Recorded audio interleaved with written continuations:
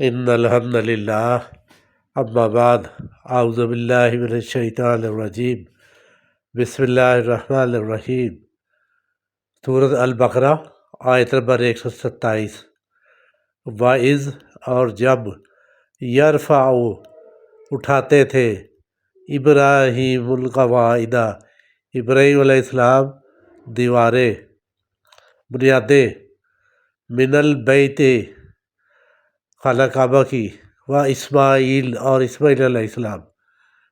ربنا تقبل منا اے رب ہمارے قبول کر ہم سے انکا بے شک تو ہی انت السمیع العلیم تو ہی دیکھنے سننے والا اور جاننے والا ہے۔ وَإِذْ اور جب یرفع اٹھاتے تھے بنیادیں ابراہیم علیہ السلام القواعد من البیت خانہ کعبہ کی و اسماعیل اور اسماعیل علیہ السلام ربنا تقبل منا اے رب ہمارے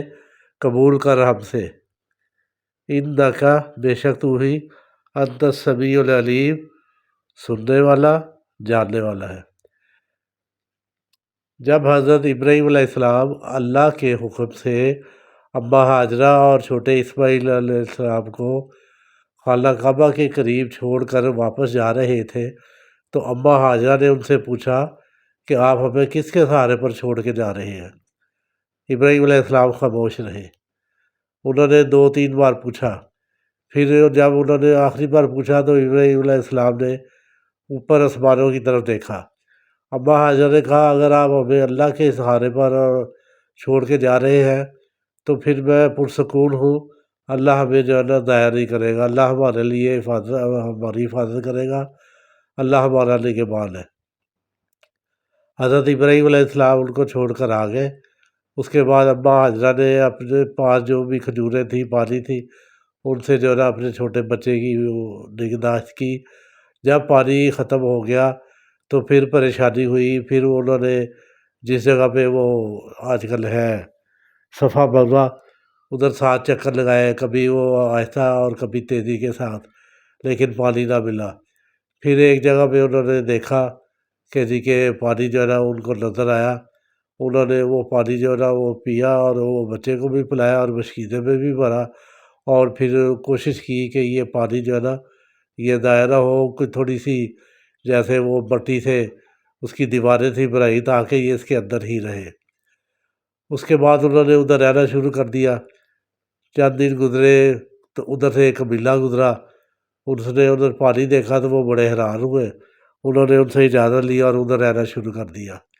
انہوں نے ان کی بھی اور اسماعیل علیہ السلام کی بڑی خدمت بھی کی، بڑی توقیر بھی کی۔ اسماعیل علیہ السلام کی پھر انہوں نے شادی بھی اسی قبیلے میں کر دی، اور جب پھر بڑے ہو گئے اور ابراہیم علیہ السلام کے ساتھ مل کر